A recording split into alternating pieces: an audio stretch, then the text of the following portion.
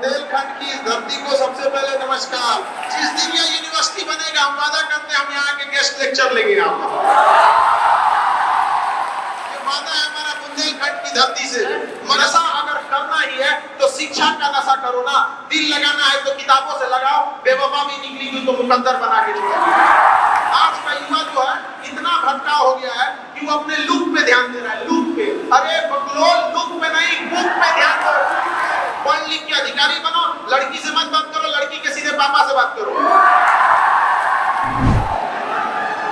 बुंदेलखंड की धरती को सबसे पहले नमस्कार।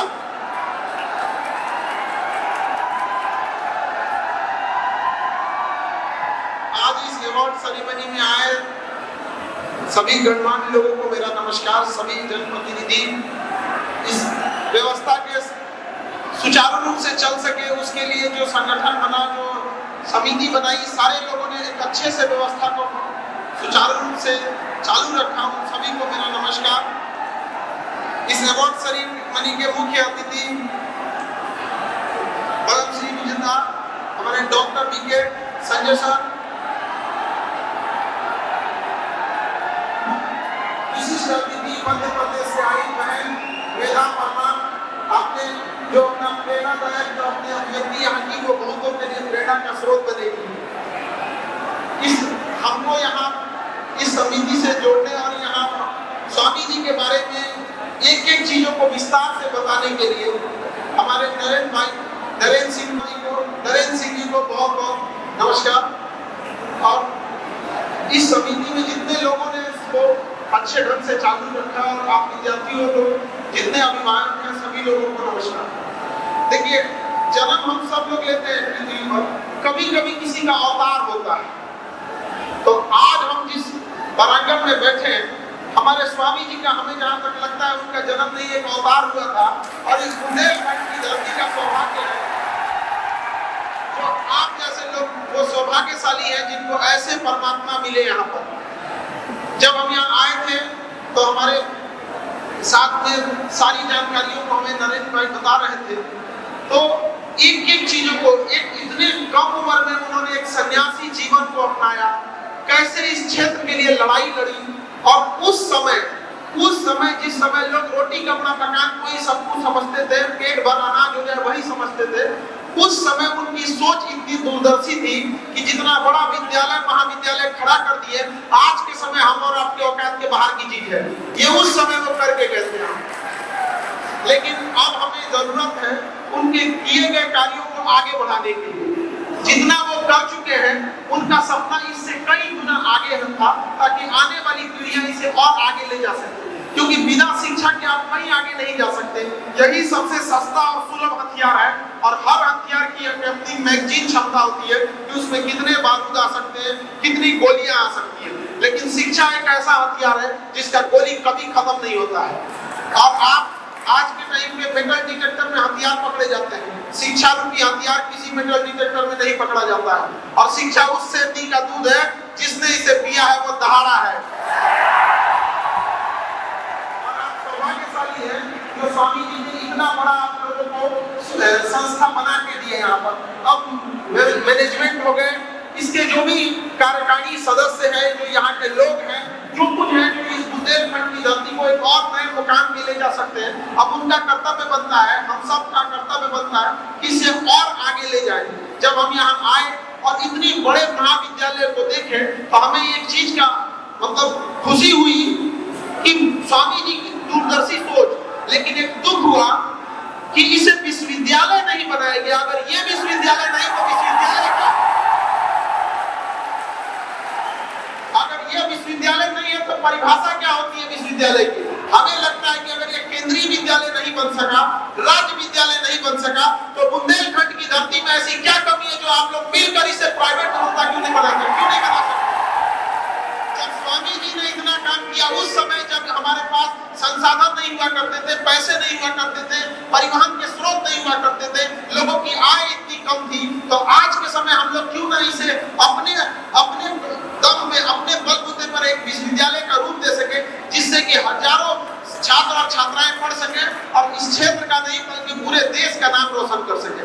ये बहुत सौभाग्य की बात है जो आप लोगों के पास इतना बड़ा प्रांगण है। इस समय कृषि विश्वविद्यालय, हमारा देश कृषि प्रधान देश है, जब तक हम किसानों का भला न कर सकेंगे तब तक ये देश का भला नहीं हो सकेगा।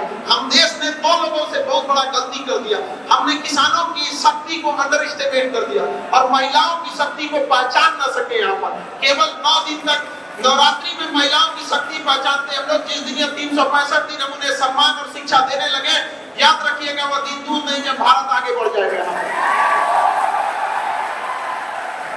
जब से आजादी हुई तब से हम पुरुष समाज सोचते हैं कि देश को आगे ले जा सकते हैं। आजादी के इतने साल भी हम पुरुषों के बस के बाहर हो गया, देश विकसित नहीं हो पाया। जबकि हमसे हमारे साथ 2 परमाणु हमला झेला जापान आज कहां पहुंच गया, जिसका सबसे बड़ा कारण है कि उसने विकास को, शिक्षा को, संस्कार को कभी भी महिला पुरुष में नहीं बांटा। उसने महिलाओं को भी बराबरी का अधिकार दिया। जिस दिन हम लोग भी शिक्षा में ये अधिकार देंगे वह दिन दूर नहीं जब भारत के विकसित देशों में गिना जाएगा।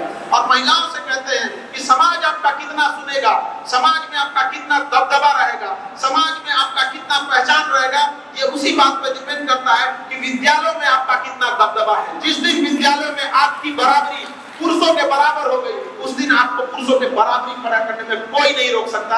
ये क्रांति की शुरुआत विद्यालयों से होती है यहाँ पर, क्योंकि एक शिक्षित व्यक्ति जितना बेहतरीन ढंग से क्रांति ला सकता है, समाज में बदलाव ला सकता है, उतना एक अशिक्षित व्यक्ति से मुश्किल होता है। हालांकि मेरे इस बात को स्वामी ब्रह्मानंद जी ने काट दिया था। सोचिए वो कितने दूरदर्शी थे, लेकिन यह बात हम जन्म लेने वालों पे होती है, अवतार लेने वालों पे ये सब चीजें लागू नहीं होती है। वो सच में एक अवतार का रूप थे जो खुद उतनी शिक्षा ना मिल सकी, गरीबी, मजबूरी, उस समय की तत्कालीन कारणों के बावजूद। लेकिन सोचिए जो व्यक्ति कितना महान 100 साल आगे तक की सोच रखने वाला व्यक्ति क्या दे के चला गया आपके जगह को। यहाँ पर ये सौभाग्य है, अगर वो नहीं दिए रहते तो शायद इस देश इस जगह को नहीं मिल सकता था।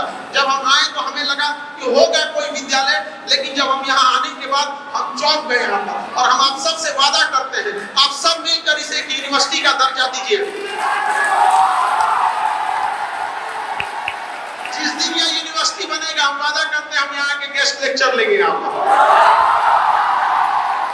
वादा है हमारा। बुंदेलखंड की धरती से, मगध की धरती से आए हैं, बुंदेलखंड की धरती से एक सौगात मांगने आए हैं कि आप सब लोग मिलकर इसे एक महाविद्यालय से विश्वविद्यालय की ओर ले जाइए।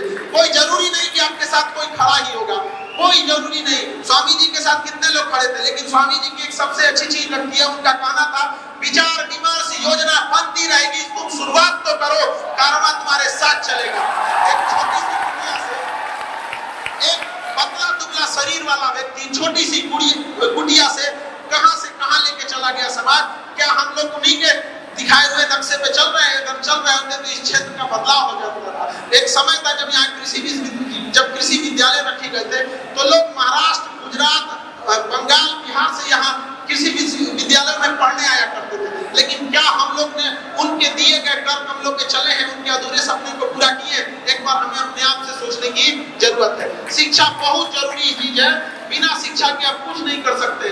आप गौर करेंगे कि एक मजदूर जो होता है जिसके पास शिक्षा नहीं होती है, अगर वो मजदूरी कर रहा है तो वही ईंटा, गिट्टी, बालू, सीमेंट, वो 10 साल वही मजदूरी करता है, फिर मिस्त्री से पूछता है कई एक का मसाला बनेगा।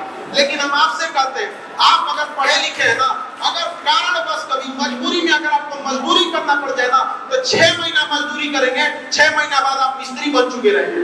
उसके 2 साल बाद आप छोटे मोटे ठेकेदार बन चुके रहेंगे, पढ़ लिख कर एक बड़े बिल्डर बन चुके रहेंगे, जिस चीज को दिखाता है। तो शिक्षा एक ऐसी चीज है जो अनंत का रास्ता रोकता है। अशिक्षित व्यक्ति में हिम्मत का अभाव हो जाता है, उसे लगता है कि हमारा साथ कोई देने वाला नहीं है। और शिक्षित व्यक्ति को लगता है, उसे यह पूर्ण विश्वास होता है कि दुनिया का कोई भी व्यक्ति जब संघर्ष कर रहे थे तो अकेले थे। अरे वनवास में जब राम जी अकेले युद्ध लड़े तो हम इंसानों की औकात क्या होगी? आपको आगे बढ़ना पड़ेगा, सारी चीजों को छोड़कर। यहाँ पे सबके साथ आज के युवाओं के पास संसाधन है। जब हम लोग का समय था पढ़ने के लिए तो केवल गुरु होते थे, किताबें होती थी। आज के टाइम आपके पास गूगल है, इंटरनेट है, आप किसी चीज को सर्च कर सकते हैं। लेकिन आज का युवाओं में भटकाव इतना ज्यादा है कि सुबह उठता है, आज का युवा जाग गया है, अब 1.5 GB डाटा खत्म करेगा, सो जाएगा। यही तो हो गया है आज का युवा। यहाँ आप अगर मोबाइल चलाते ही हैं तो अगर आपको इतना ही शौक है तो अपनी जरूरत की चीजों को देखिए, उसमें भी बहुत इंटरेस्ट है। नशा अगर करना शिक्षा का नशा करो ना। दिल लगाना है तो किताबों से लगाओ, बेवफा भी निकलेगी तो मुकद्दर बना के छोड़ेगी। विद्यालय कॉलेज में जो आपको समय दिया जा रहा है ये बुनियाद है। जिस तरह एक घर की बुनियाद रखी जाती है जो मिट्टी के नीचे चली जाती है, दिखती नहीं है, उसी तरह स्कूल और महाविद्यालयों की पढ़ाई वो बुनियाद है। जितना गहरी बुनियाद डालेंगे आपकी नींव, आपकी बिल्डिंग उतनी ऊपर जाएगी, फिर दुनिया उसको देखेगी। इस समय से खिलवाड़ आप लोग मत कीजिएगा। आज सर झुका के पढ़ लीजिए, वादा है जिला में सबसे ऊंचा सर आपका होगा। आज का युवा जो है इतना भटकाव हो गया है कि वो अपने लुक पे ध्यान दे रहा है, लुक पे। अरे बकलोल, लुक पे नहीं, बुक पे ध्यान दो। ये लुक किसी काम का नहीं है। समझ आ गया कि नहीं आ गया? बुक पे ध्यान दे, बुक पे। समझ आ गया कि नहीं? बुक पे ध्यान दो, पढ़ लिख के अधिकारी बनो। लड़की से मत बात करो, लड़की के सीधे पापा से बात करो। समझ आ रहा है कि नहीं आ रहा है? और लड़की लोग ईमानदारी से पढ़ना। समझ आ गया कि नहीं? समाज भले कितनों कहे मीठा मीठा बात, आज भी दिल से पूछेगा, उनको लगता है कि इसका जल्दी से बेटी का ब्याह करके भेज दे। दहेज वहेज दे के चल जाता है। पापा से कहिएगा दहेज नहीं, शिक्षा दीजिए, हम दहेज रोकवा देंगे। समझ आ गया कि नहीं आ गया? आज पुलिस प्रशासन से यहाँ इतनी लड़कियां भी आई है। अभी हमने देखा 2 सब इंस्पेक्टर हैं यहाँ पे लेडीज में। किसी की औकात है जो दहेज मांग के दे दे, मार देना लोग 2 तमाचा से। हमें बहुत खुशी होगी जब हम अखबार के पहले पन्ना पे पढ़ेंगे कि लड़की से दहेज मांगने पे लड़की ने मारा तमाचा। दुनिया में हक कभी मांगने से नहीं मिला, उसे छीनना पड़ता है। चाहे झांसी की रानी हो या आज की आप लोगों, आपको समाज से लड़ना पड़ेगा। और यह विद्यालय है जो आपको उस लड़ाई का साहस देगा। यहाँ पर पढ़ लिख के इतनी काबिल बनिए कि घर जब आपको कोई ले जाए तो सौभाग्यशाली समझे और आपके घर से यह कहे कि हमारे यहाँ इसका रिश्ता कीजिए, भले हमरे से दहेज ले लीजिए। ये नौबत आना चाहिए यहाँ पर। और आप लोगों के लिए भी इससे शिक्षा जरूरी है। ये नहीं कि एक ब्यूटिशियन का कोर्स कर लिया, हाँ तो बच्चे जानते हैं यहीं पे, उसमें आपको बदलाव दिखना चाहिए समाज में। यहाँ पर समझ आ रहा है कि नहीं आ रहा है? जिस दिन ऐसा होगा जब एक शिक्षित महिला जाएगी अपने घर में और घर को सजा के रखेगी, आने वाले 10-20 सालों में ये मैसेज जाएगा कि हमने दहेज नहीं लिया था, दहेज के बदले शिक्षित महिला लाए थे। मेरा घर आज भी जॉइंट फैमिली है, तुमने दहेज लिया था, 1 साल में तुम्हारा परिवार बिखर गया। जिस दिन 10 साल तक ये मैसेज जाने लगेगा ना, थरथरा जाएंगे पुरुष लोग कि भैया घर अगर सुरक्षित रखना है। माँ बाप को भी लगेगा कि बुढ़ो माँ बाप ना बुढ़ापा में रोते हैं कि पतो हमारे साथ ऐसा किए। अरे ये वही माँ बाप है जो चढ़ के दहेज लिए थे।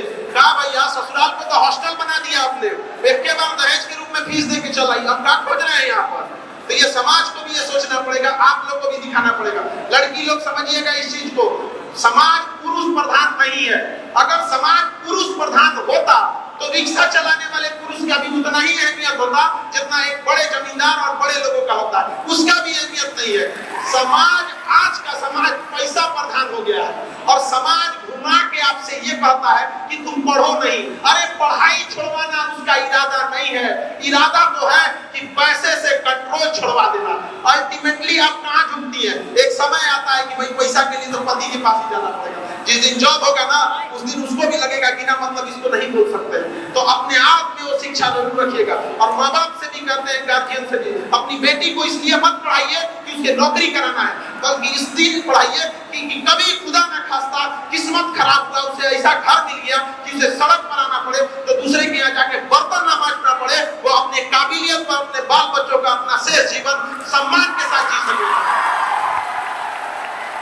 और उन पुरुषों को जब उनको, जिन्होंने महिलाओं के शिक्षा का विरोध किया है, सोचिए महिला लोग, जरा सोचिए, जो पुरुष महिलाओं के शिक्षा का विरोध करता है, जब उसकी पत्नी के डिलीवरी का ऑपरेशन होता है ना, तो कहता है कि लेडीज डॉक्टर है, रे पहला पढ़ने नहीं दिया और आज तो मैंने लेडीज डॉक्टर खोलते हुए यहाँ पर। तो देखिए समाज से अभी आपको ये पीढ़ी ट्रांजिशन पीढ़ी है, अभी आपको चुपचाप संघर्ष करना पड़ेगा।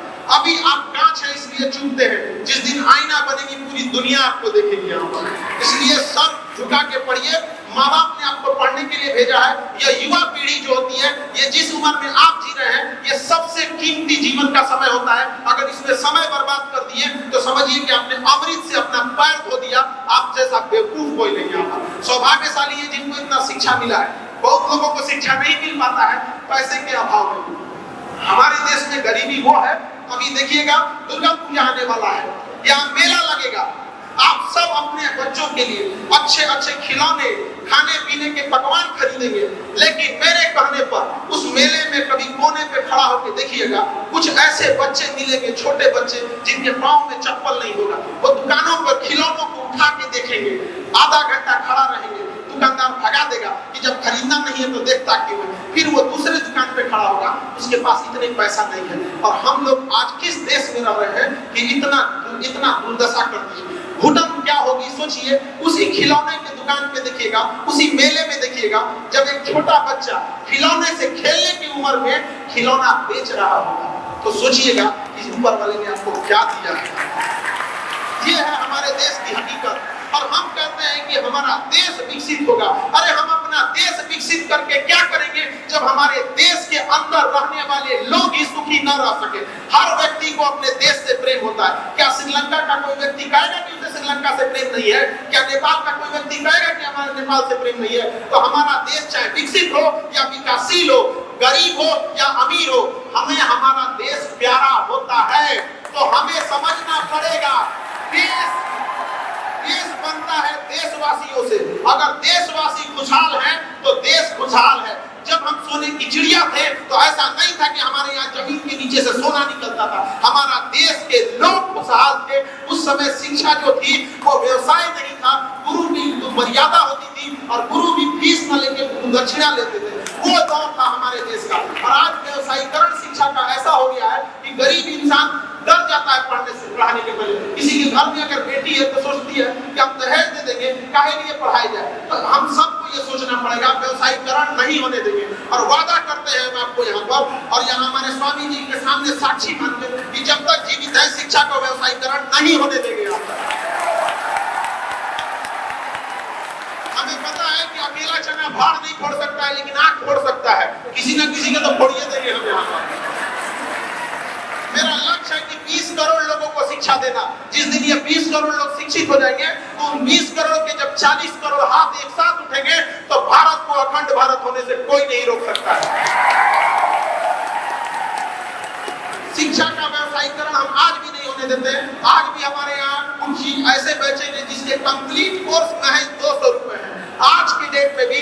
और 200 रुपए में भी हम 18% जीएसटी और 30% इनकम टैक्स गवर्नमेंट को देते हैं। उस 200 रुपया में भी सरकार कहती है, गवर्नमेंट कहती है कि बेटी पढ़ाओ और बेटी को बचाओ और बेटी पे 18% जीएसटी ठोक के बेचे।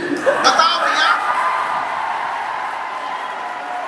क्या चीज का मतलब बनता है? भाई ठीक है, हम पुरुष समाज वालों से आपने 18% जीएसटी लिया, टैक्स के लिए जरूरी है, लेकिन कम से कम महिलाओं को तो छोड़ देना चाहिए। एक सुर में महिलाएं आवाज उठाएं। ये बुंदेलखंड वीरों की धरती रही है, यहाँ से आप आवाज उठाइए। हमें बहुत खुशी होगी जब ये सुनेंगे कि बुंदेलखंड की वीरांगनाओं ने, वीर महिलाओं ने अपने लिए हक की लड़ाई लड़ी थी। हाथ पे हाथ रख के नहीं होगा, तो नारा बोल देने से नहीं हो जाता है कि बेटियां पढ़ने लगेंगी। ये दिखना चाहिए धरातल पे कि बेटियों को पढ़ने के लिए कुछ दिया जा रहा है। और सारे बच्चों से कहते हैं जब बेटियां बहनें जब क्लास में पढ़ने आती हैं तो सम्मान से देखिएगा। आप अपनी बहन के लिए शेर बन जाते हैं तो दूसरे बहन के लिए कुत्ता मत बनिएगा यार। और लड़कियों से भी हम ये जरूर कहेंगे कि आप आधुनिकीकरण के चक्कर में अपनी संस्कृति मत भूलिएगा। आधुनिक बनिए, वेस्टर्न कल्चर नहीं, मॉडर्न बनिए। कौन कह सकता है कि भारतीय वस्त्र में, भारतीय संस्कृति में कोई मॉडर्न नहीं हो सकता है? क्या एपीजे अब्दुल कलाम मॉडर्न नहीं थे? किसी की औकात है जो उनकी बराबरी कर सकता है? स्वामीनाथन हो गए, तो ये क्या चीज है? आधुनिकीकरण नहीं था। एक ऐसा व्यक्ति हमारे स्वामी जी यहाँ पर, तो हमारे स्वामी जी को क्या आप आधुनिक नहीं कहेंगे? आज से 50 साल पहले जिस व्यक्ति ने कल्पना की थी, उनके अधूरे सपने को पूरा करने में हम लोग के पसीने छूट जाते हैं। सोचिए वो व्यक्ति अकेले कैसे लड़ा होगा जब हमको इन संसाधनों से लड़ने में इतनी समस्याएं हो रही है। तो आज के समय में गार्जियन को भी कहेंगे, जो छोटे बच्चे हैं उन छोटे बच्चों की शिक्षा में आप बाधा मत बनिए। बहुत बार ऐसा होता है कि बच्चे स्कूल में जाते हैं, उन्हें समझ में नहीं आता है तो भागने लगते हैं। गार्जियन बन के मत समझिए उनको, एक दोस्त बन के उनकी प्रॉब्लम समझने की कोशिश कीजिए। क्योंकि अभी भी जितने गार्जियन हैं आपको अपना बचपना याद कीजिए कि कुछ ऐसी समस्याएं होती थी जो आप अपने गार्जियन को नहीं लेकिन दोस्त को बताते थे, तो दोस्त बनकर उनसे पूछिए। वरना अब महिला लोगों को भी करते हैं कि आप लोग अपने बच्चों को ये मत कहिए कि उनका लड़का तो इतना अच्छा पढ़ता है, तुम काहे पढ़ते हो, तुलना मत कीजिए। वरना जिस दिन वो पलट के आपसे कहेगा कि रेस्टोरेंट में तो खाना इतना बढ़िया बनता है, आप कैसे बनाती है, तो लौट जाएगा, आप लोग को खराब लग जाएगा कि बेटा हमने हाथ का नहीं खाता। उसको कैसा लगता होगा, आपका बेटा है, आप उसको दुनिया में बाकियों की तुलना में 9 महीना पहले से जान रही होती है, आपको पता है कि आपका बेटा निकम्मा नहीं है। समाज से उसको अकेला मत छोड़िए। अगर उसको माँ बाप का साथ मिल गया और शिक्षक का साथ मिल गया, पूरा दुनिया जीत सकता है। महाभारत में जिन लोगों ने युद्ध जीता उनके साथ बस इन्हीं 3 लोगों का साथ था, माँ बाप और उनके गुरुओं का। इसलिए उनको अपना दोस्त बन के समझिए, उनकी कोई गलतियां हो रही है तो समझने की कोशिश कीजिए। और शिक्षक से भी कहते हैं कि आपके पास ज्ञान का भंडार है, लेकिन जो आपसे शिक्षा लेने आया है वो एक साधारण सा बालक है, उसके सामने आप बहसबाजी और ज्ञान का परिचय मत दीजिए। और इतना ही शौक है ज्ञान का परिचय देने के लिए तो बराबरी में परिचय दीजिए। एक आयोजन कराइए जहाँ शिक्षकों का वार्तालाप हो, वहां पर बल्कि शिक्षकों का कर्तव्य बनता है कि छोटे बच्चों को एकदम छोटे से छोटे लेवल में जाके समझाएं ताकि उसे समझ में आ जाए। देखिए हमारे घर में अगर कोई पकवान बना है तो उसे हम कलछुल से नहीं खा सकते क्योंकि मुंह में नहीं घुसेगा। उसको खाने के लिए हमें छोटा चम्मच लेना पड़ता है ताकि हमारे मुंह में जा सके। यही काम एक शिक्षक का है। आपके पास अथाह भंडार है लेकिन आप इतनी क्लिष्ट भाषाओं का यूज करते हैं, वो उस विद्यार्थी के लिए कलछुल बन जाता है, नहीं घोटाता है। साधारण भाषा का प्रयोग कीजिए, चम्मच से घोटाइए, देखिए एक दिन पहलवान बन के आ जाएगा वो। तो ये शिक्षक का कर्तव्य है, उसे हमें नहीं भूलना चाहिए। तो कोई भी देश विकास करता है तो सबका सामूहिक कर्तव्य बनता है उसमें। हम सबको शिक्षा के माध्यम से गरीबी को दूर करना होता है। देखिए गरीबी एक हथियार है, गरीबी रास्ते का वह गड्ढा है जो आपको छलांग मारने पे मजबूर कर देता है। इसलिए घबराइएगा नहीं, क्योंकि जिस पत्थर पर चीनी हथौड़ी की मार पड़ती है उसी को पूरक बना के पूजा जाता है। और अगर आपके जीवन में संघर्ष नहीं है तो आपको समझिए कि ऊपर वाले ने चुना ही नहीं है, क्योंकि फिल्म का डायरेक्टर सबसे खतरनाक रोल मजबूत हीरो को देता है जिसके कंधों में दम। तो आप पे अगर मुसीबत आ रही है तो आपको चुना गया है क्योंकि आपके कंधे मजबूत हैं, आप उसको रोक सकते हैं। तो आप सबका ये कर्तव्य बनता है। समाज में गरीबी का लेवल अगर आप देखिएगा तो दंग रह जाइएगा। आपके यहाँ देखिएगा शादी ब्याह का महीना आएगा तो किसी बूढ़े बाबा दादा को देखिएगा, जब उन्हें खाना खिलाया जाएगा ना तो देखेंगे कि कोई देख तो नहीं रहा है, तो कोई मिठाई मिलेगा तो धीरे से रख लेंगे कि अपने घर में ले जाके नाती पोता को इससे तोड़ के देंगे। ये है हमारा देश की हकीकत। हम विश्व गुरु बनने निकले हैं, भूखे पेट होगा, तो ये है हकीकत। आप समाज को आंख बंद करके नहीं देख सकते हैं, धरातल पे उतर के देखिए, आपके पैरों तले से जमीन खसक जाएगी कि अब हमें कितना काम करना शेष है। लेकिन इन सब के लिए हम कहां से लाएंगे इतनी बड़ी पूंजी, इतना बड़ा संसाधन? उसके लिए एक ही रास्ता है, शिक्षा। और डिजिटल क्रांति के माध्यम से शिक्षा अब इतनी सरल हो गई है कि हम पटना में बैठ के पढ़ाते हैं तो बुंदेलखंड का बच्चा अपने मोबाइल में उसे पढ़ लेता है। ये है क्रांति। आप सारे विद्यार्थियों को कहते हैं कि आपके लिए बाधा नहीं बनेगी, हम निरंतर कोशिश कर रहे होते हैं। जैसे आईएएस की परीक्षा में पहले फीस 2-2.5 लाख हुआ करती थी, तो 2-2.5 लाख रुपया फीस वही दे सकता था जिसके घर में अमीर हो। अरे जो अमीर बन के डीएम बन गया, जिसने गरीबी नहीं देखी, क्या खाक गरीबी दूर करेगा वो? जो कभी पानी में नहीं उतरा वो तैराकी सिखाने गया है। ये तो हाल हो गया है यहाँ पर। तो हमने उसको रियलाइज किया कि 2 लाख की फीस को हम आपके मोबाइल में आपके घर तक महज 6 से 7 हजार रुपये में पहुंचा देते हैं। 2 लाख की पढ़ाई उसी शिक्षकों की मदद से। अभी हमने बिहार में पीसीएस का एग्जाम होता है जैसे यूपी पीसीएस का होता है, हमने दोनों का चालू किया। मैं 4 से 4.5 हजार रुपए में। हमारे यहाँ एक बच्चा था, मुकेश नाम था उसका, उसने जब बिहार पीसीएस का प्री निकाला और मेंस निकाला तो उसका इंटरव्यू था। तो इंटरव्यू के टाइम हर बच्चे खुश होते हैं कि अब हम इंटरव्यू के बाद एक पीसीएस अधिकारी हो जाएंगे।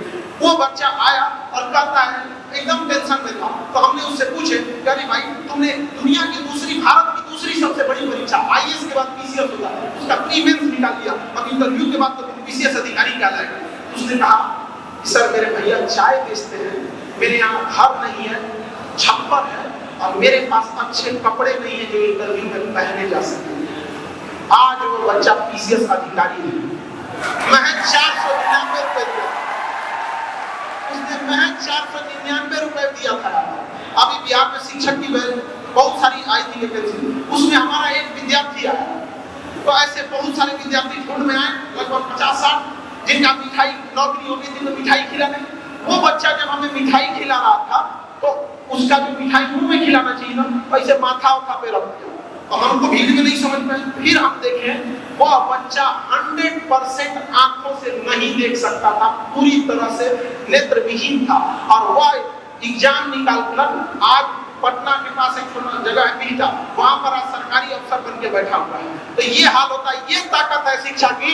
हम आपसे पूछते हैं, क्या कोई चीज बिना शिक्षा की उस अंधे की आंख नहीं लौटा सकते, लेकिन उसे जीने का सहारा बना कि नहीं बना? अब आप अपने से पूछिए, क्या आप इतना भी असहाय हैं? क्या आपकी समस्या इतनी हो चुकी है? नहीं, आपके सामने इससे छोटी छोटी समस्या है, लेकिन समस्या से भागना नहीं, उससे संघर्ष करना है, लड़ना है। यह सोच के कि हमें लड़ने के लिए दिया गया है। जो लड़ रहा होता है उसके आने वाली पीढ़ियां उसका फल भोगती है। भगत सिंह, राजगुरु, सुखदेव, सुभाष चंद्र बोस, महात्मा गांधी, सरदार पटेल लड़े थे, और उनके लड़ाई का बदौलत है जो हमें ये सुंदर सा देश देखने को मिलता है। तो यह लड़ने वाली पीढ़ी है, लड़की या लड़का, सबको लड़ना पड़ेगा। और बलिदान उस समय अंग्रेजों के सामने दिया गया था, आज हमें बलिदान देना पड़ेगा जाति पात से, धर्म से, अपने ऊंच नीच के व्यवहार से, लड़का लड़की में भेदभाव से, ये सारे झूठ फरेब से। और तब हमारे आने वाली पीढ़ियां जब आएगी तो फिर यह देश या वही भूमि का टुकड़ा वापस सोने की चिड़िया कहलाएगा और सारे देश में खुशहाली आएगी। जब तक इस देश में आंसू की एक बूंद है, भारत मां का सपना अधूरा है। याद रखिए, यह देश एक ऐसा देश है जो केवल भूमि का टुकड़ा नहीं है। ये देश में सब लोग अपने देश कहते हैं, हम इसे अपनी माँ कहते हैं। और जब बच्चे की औलाद की आंख में आंसू होती है, माँ कभी खुश नहीं रह सकती। आज हमारे देश में कितनी भुखमरी और गरीबी है, हम सब देख रहे होंगे। हमें जरूरत है ईमानदारी से काम करने की। आज हमारे देश में इसका बहुत अभाव है। बच्चे को पढ़ने के लिए भेजिए, वो ईमानदारी से पढ़ नहीं रहा है। आप अपने घर पे काम कराने के लिए मजदूर मिस्त्री लगाइए, तो एक आदमी को रहना पड़ रहा है कि ईमानदारी से काम करेगा कि नहीं करेगा। आप सामान खरीदने जाइए तो आपको टेंशन है कि ईमानदारी से क्वालिटी अच्छा दिया है कि नहीं दिया है। आप सोना खरीदने जाइए, आपको ईमानदारी पे शक हो रहा होता है। ये वही देश है ना जहाँ वाणी की इतना महत्व होता था, जहाँ कहा जाता था कि प्राण जाए पर वचन न जाए। आज हमारे देश में बताइए ईमानदारी का कितना अभाव है। सक्सेस इंसान को कभी उसके काम के लिए टोकना नहीं पड़ता है। यदि आपको टोकना पड़ रहा है कि अपना काम समय पे करो, अपना काम ईमानदारी से करो, अपना काम में एकदम दिलचस्पी दिखाओ, जितना रुपए मिल रहा है उससे ज्यादा का काम करके दिखाओ, तो वह व्यक्ति आगे नहीं बढ़ता है। जो भी व्यक्ति आगे बढ़ा है वह डिसिप्लिन रहा है। हमें हमारे कर्तव्य का पालन करना होगा। यदि हम शिक्षक हैं तो हमारा कर्तव्य है कि हम व्यवसायी नहीं है, मिनिमम फी में बेहतरीन शिक्षा देना। आप विद्यार्थी हैं, आपका कर्तव्य है कि माँ बाप ने आपको पैसे दिए हैं तो आप यहाँ उसका सदुपयोग करके पढ़िए। व्यवसायी है तो ईमानदारी से गुणवत्ता का काम करना पड़ेगा। तो किसी से देश नहीं बदलता है। देश बदलेगा जब हम 140 करोड़ लोग अपनी जिम्मेदारियों को समझेंगे, तब इस 140 करोड़ का लोग का देश बदलेगा। वरना एक दो लोगों के चाहने से इतना बड़ा देश नहीं बदल सकता। वरना चाहने वाला कौन राज्य का मुख्यमंत्री चाहेगा कि उसका राज्य पीछे हो? कौन देश का प्रधानमंत्री चाहता हो कि उसका देश पीछे हो? कोई राज्य चाहेगा कि उसका राज्य पीछे हो? कौन डीएम बैठ के चाहता होगा कि उसका जिला पीछे हो? कौन सा विधायक चाहता होगा कि उसका विधानसभा पीछे हो? इवन कौन सा प्रधान या मुखिया चाहता होगा कि उसका गाँव पीछे हो? कोई आगे नहीं बढ़ पा रहा है। क्यों? क्योंकि उसे लगता है कि अकेले खींच सकते हैं। ऐसा नहीं होता है। ट्रेन में जब ब्रेक लगता है तो हर एक बॉगी में ब्रेक लगता है, और जब आगे बढ़ना होता है तो सबसे छुड़ाना पड़ता है। क्योंकि जब बड़ी चीजें चलती हैं तो सामूहिक चीजों की जिम्मेदारी बनती है। अगर आप दूर तक जाना अगर आप जल्दी पहुंचना चाहते हैं तो अकेले दौड़ जाइए, लेकिन जब दूर तक जाना चाहते हैं तो साथ चलना पड़ेगा। अब वो समय आ गया है कि हम सब लोग को एक दूसरे के विकास के लिए साथ चलना ही पड़ेगा। चाहे लड़का लड़की, ऊंच नीच, सारी चीजों का भेदभाव मिटाकर। और हमेशा याद रखिएगा, तकनीक को कभी पीछे मत छोड़िएगा। लेटेस्ट टेक्नोलॉजी का यूज करने के लिए कोशिश कीजिएगा, चाहे जो भी हो। जैसे आज के समय एआई टेक्नोलॉजी आ गई है, एकदम लेटेस्ट है। कोशिश कीजिएगा उसको ज्यादा से ज्यादा सीखा जाए। अगर आप अप टू डेट नहीं रहेंगे तो आप सर्वाइव नहीं कर पाएंगे। आपके सामने घर घर के हाथ में रहने वाला नोकिया मोबाइल बर्बाद हो गया। हमारी आपकी क्या औकात है? छोटी सी दुकान या गांव बिजनेस छोटा सा हो गया। क्यों? क्योंकि वो अपडेट नहीं रह सका था। आपको समाज के हिसाब से अपने को अनुकूल बनाना पड़ेगा। डायनासोर इस पृथ्वी से चले गए सब उतना बड़ा शरीर लेके, क्योंकि समाज वातावरण के अनुकूल नहीं बना सके। आज का समय है आपको तकनीक, शिक्षा और अपने फाइनेंशियल कंट्रोल पे रखना पड़ेगा। अगर आपके पास पूंजी है तो पूंजी भी एक शिक्षा होती है। पूंजी कई तरह का होता है, सब जैसे शिक्षा रूपी पूंजी, किसी के पास बड़ी जमीन है वो पूंजी है, बाप का छोड़ा हुआ करोड़ों का धन है वो भी पूंजी है। तो जिसके पास जैसा है वो उसी व्यवसाय में जाए। शिक्षा का अर्थ ये नहीं होता है कि नौकरी लेके किसी सरकारी विभाग में बैठ गए, सोफा के ऊपर सफेद पर्दा डाल दिए और गाड़ी में सफेद तौलिया टोक दिए, हाँ भैया तो अधिकारी जा रहे हैं। शिक्षा का अर्थ होता है कि आपके बगल में बैठने वाला व्यक्ति को आभास हो कि शिक्षा क्या महत्व होता है। ज्यादा मत बनाइए, टाइम टेबल ज्यादा बनाने और प्लान बनाने से किसी का कुछ नहीं हुआ है। यहाँ जितने लोग बैठे हैं सबके दिमाग में एक ऐसा आइडिया है कि उस आइडिया को इम्प्लीमेंट कर देंगे तो कोई करोड़पति बन जाएगा। आइडिया और प्लान बनाने से कुछ नहीं होता है, आगे वही बढ़ता है जो काम कर रहा होता है। काम करने के लिए चाहिए आपके पास शिक्षा, पूंजी, ये सब चीज। तो ज्यादा टाइम टेबल मत बनाइएगा और किसी चीज को टालिएगा नहीं, क्योंकि जिसने कहा कल दिन गया टल, जिसने कहा परसों बीत गए बरसों, और जिसने कहा आज उसी ने किया रात। इसलिए आज के हिसाब से दिन को नहीं टालना है। शिक्षा की एक अच्छाई भी है तो इसकी खराबी भी है, क्योंकि देखिए कभी भी आप किसी चीज में इन्वेस्ट करते हैं तो उसका रिटर्न आता है। बैंक में रखिए, शेयर बाजार में रखिए, उसका इन्वेस्ट आता है। लेकिन बैंक शेयर बाजार का इन्वेस्ट 5-7 साल में चला आता है। लेकिन शिक्षा में अगर आप इन्वेस्ट कीजिएगा तो कोई छोटा बच्चा उसको नर्सरी में एडमिशन करेगा, वो इतना ना उसको पढ़ने में दिक्कत होगा, कहिएगा सी ऐसे लिख देगा। उन सबको पढ़ाना सबसे मुश्किल है, बहुत मुश्किल है उन सबको पढ़ाना।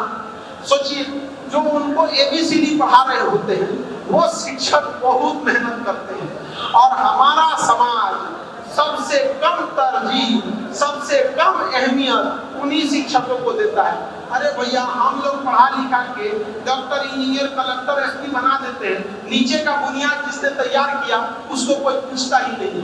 तो एक बार जब आप कामयाब हो जाइएगा तो उन शिक्षकों को भी जरूर समझाइएगा। और एक बार की बात है, मैं एक छोटे विद्यालय में गए थे जहाँ नर्सरी के बच्चे थे। उस नर्सरी के बच्चे में देखिए शिक्षा का कोई उम्र नहीं होता है। एक नर्सरी के बच्चे ने हमें ऐसी बात बोला कि हम भावुक हो गए। वहाँ हम छोटे बच्चे को पढ़ा रहे थे तो हमें क्या समझ में आए क्या सिलेबस है क्या नहीं है, तो हम ऐसे ही बता रहे थे कि बच्चों खाने पीने पर ध्यान देना। और वो छोटे बच्चे थे तो उनसे हम कहे कि डेली 1 गिलास दूध पीते रहना। तो हम ऐसे बोले कि सारे लोग अच्छे स्वास्थ्य के लिए डेली 1 गिलास दूध पियोगे तो अच्छा रहेगा। हाथ उठाओ कौन कौन किसके किसके घर आता है। सारे बच्चों ने हाथ उठाया। एक बच्चे से पूछे तुम नहीं दूध पीते हो बाबू? उसने कहा कि नहीं सर, हम लोग गरीब हैं, हमारे यहाँ नहीं आता है। एक छोटा बच्चा जो नर्सरी में पढ़ रहा है, संसार में गरीबी ने उसको भी अपना परिचय करा दिया है। दुनिया में अगर कोई चीज बेशरम है तो गरीबी है। कमबख्त उम्र का भी ख्याल नहीं रखती है, छोटे बच्चे को भी रुला देती है। उस बच्चे से पूछिएगा कि बस्ता ढोने के उम्र में जब उसके ऊपर जिम्मेदारी आ जाती है परिवार की, तो दाढ़ी मोछ आने से पहले जब कोई मजदूरी करने निकल जाता है तो उसको भी बहुत तकलीफ होता है। जब वो किसी का दाढ़ी धुलना होता है तो उसके मन में ये ख्याल तो जरूर आता होगा कि हम भी पढ़ लेते, मेरे माँ बाप भी पढ़ा देते तो शायद आज ये गाड़ी हमारी होती। आज हम पोछा लगाते हैं। हमारे पास ऐसे गार्जियन हजारों की संख्या में आते हैं। जब हम शिक्षा चालू किए तो हर चीज की एक पहचान होती है। तो हमने भी यही कसम खाया था कि रिक्शे वाला का बेटा, सब्जी वाला का बेटा, जिसे कोई नहीं पढ़ा सकता है उसे हम पढ़ाएंगे और बिना भेदभाव से। तो आप सब लोग को ये, जैसे हमारे स्वामी जी का ही सपना था, हम लोग भी उसी में कुछ योगदान देते हैं कि उनके सपने को पूरा किया जा सके और समाज को इस जाति पात भेदभाव से हटा देना है और सब एक भारतीय बन के रहें। कई लोग हमसे पूछते हैं नाम क्या है, हम कहते हैं हम हिंदुस्तानी है, इससे बड़ी पहचान क्या है? क्या पहचान है आपको? आपके लिए अगर कोई जरूरत पड़ेगा तो ये देश ही काम आएगा। आपके लिए 13 लाख की फौज खड़ी है, एयरफोर्स खड़ी है, नेवी खड़ी है। क्या जाति पात और नाम देख के आपकी रक्षा कर रही है? नहीं तो हमारा भी हाल म्यांमार और यूक्रेन और गाजा की तरह हो जाता। लेकिन हमारी सेना खड़ी है, दुश्मन का बाजा बजाते हुए। इन्हीं सब शब्दों के साथ हम आपसे जरूर एक उम्मीद लेके जाते हैं कि हम जब यहाँ लौटे तो आप सब मिलकर इस महाविद्यालय को एक विश्वविद्यालय का रूप दे सकें। और वो विश्वविद्यालय मगध और तक्षशिला जैसे विश्वविद्यालयों को पूरा याद दिला सके समाज को कि यह धरती विश्व गुरुओं की धरती रही है। दोबारा यहाँ से जैसे वायान और हैंसन पढ़ने आते थे विदेशों से, बड़ा खुशी होगी जब ऐसे महाविद्यालय और विश्वविद्यालयों में फिर से विदेश से लोग पढ़ने आएंगे। इन्हीं सब बातों के साथ जय Hind. Eklavya University Damoh will guide you towards a bright future. 28 acres of lush green campus, largest campus of Bundelkhand, experienced and dedicated faculty. 50 future-ready courses taught in 12 different schools, separate courts and ground for sport, fully equipped lab and workshop, safe and fully equipped separate hostel for girls.